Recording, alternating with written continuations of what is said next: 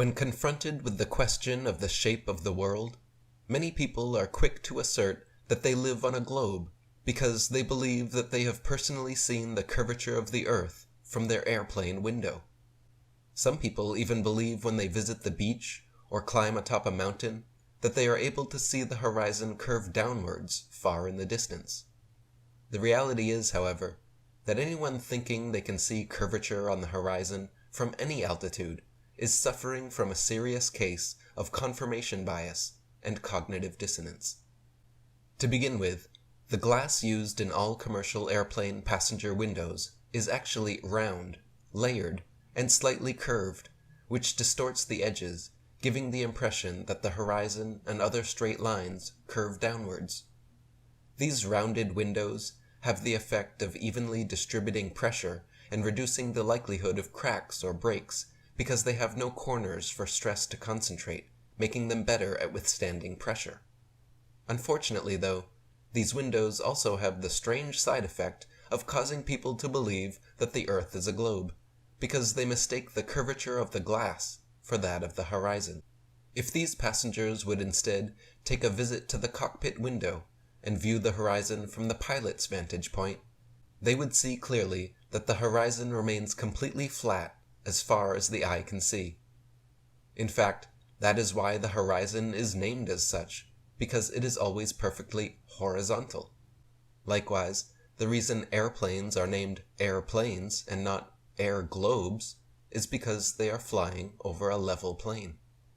Based on the curvature math for a globe of given proportions, a small amount of curve should already be visible to the naked eye, even at sea level.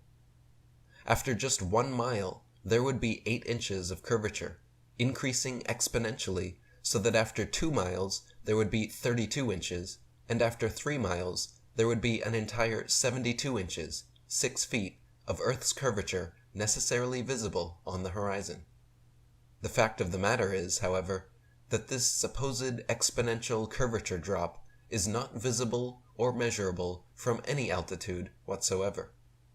Whether at sea level, 5 miles high atop Mount Everest, 7 miles high in a commercial airliner, 12 miles high in a U-2 spy plane, or over 20 miles high aboard an amateur high-altitude balloon, there is never the slightest bit of curvature, and the horizon rises to the level of the observer all the way up. If the horizon was actually the physical curvature of a globular Earth, it would necessarily stay fixed, and as an observer gained altitude, they should have to look down to see it. This never happens, though, and no matter the altitude, the horizon always rises to eye level, remaining perfectly flat 360 degrees around, as is only possible over a level plane. Furthermore, if the Earth were truly a spheroid, nearly 25,000 miles in circumference, airline pilots would have to constantly correct their altitudes downwards so as not to fly straight off into outer space.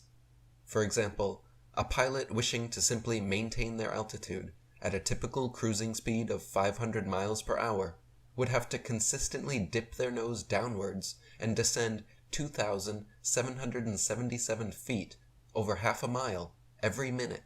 Otherwise, without compensation, in 1 hour's time, the pilot would find themselves 31.5 miles higher than expected. In reality, the only times pilots make such drastic altitude adjustments are just after takeoff and just before landing.